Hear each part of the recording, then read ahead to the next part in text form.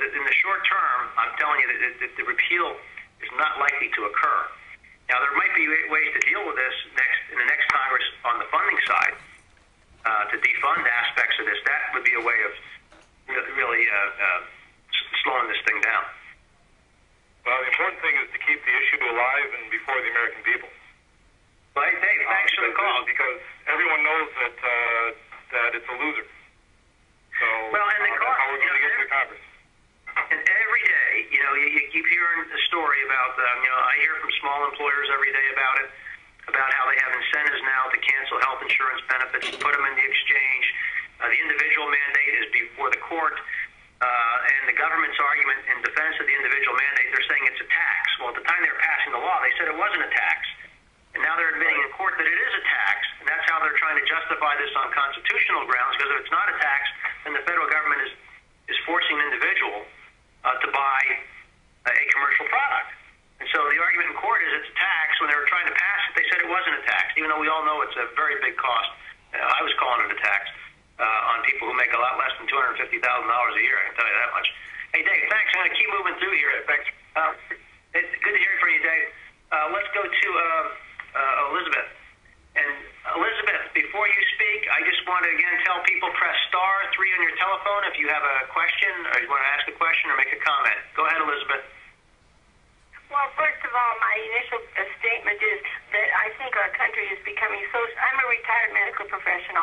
Our country is becoming so socialist in nature that I think the important thing is to change our government in the next election. But more importantly, my hometown of Hazleton has changed. I don't live there now, but I'm a retired medical professional who sees my town.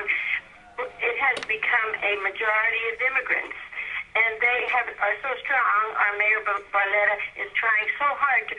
Our mayors throughout the country are struggling with issues like this. What can we do with the immigration laws quickly? Not that we have to wait for years till they really, do more of this issue becomes so strong in our country. Well, look, America is a country of laws. And I think the frustration that you're expressing is that the same being expressed by many other people. That is this, that when you have a country with more than 12 million people here illegally, that is simply unacceptable. And when you break that 12 million figure down, we estimate somewhere between 1/3 to 1/2 of those people in the country illegally entered legally and have now overstayed.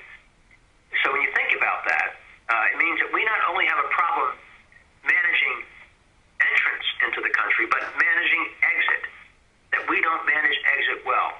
And you look at what's happening in Arizona, and you see, and I would like to believe that the people who are coming into this country illegally are coming here for a better life. And that certainly may be true for some or many.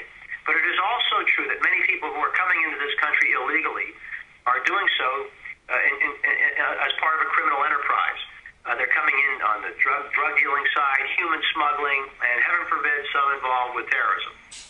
And that, again, is unacceptable. That's why Arizona passed a law to try to enforce federal law more effectively, and now the federal government's suing them. So, I understand your frustration, and all I can tell you is I've been working hard to put more Border Patrol on the agent, allow for the use of the National Guard on the border, more sensors. We're having problems with the sensors, which we call FBI net down in Arizona. It's a real source of frustration. It works better on the northern border, but where we use sensors in some of the areas, I've been supportive of building the fence. On the 2,000-mile southern border, we're trying to get over about nearly 700 miles of fence built. We have 300 miles of pedestrian barriers up, another 300 miles of vehicular barriers coming up online. So we're trying to do more there, hiring more customs enforcement officials to enforce, in addition to the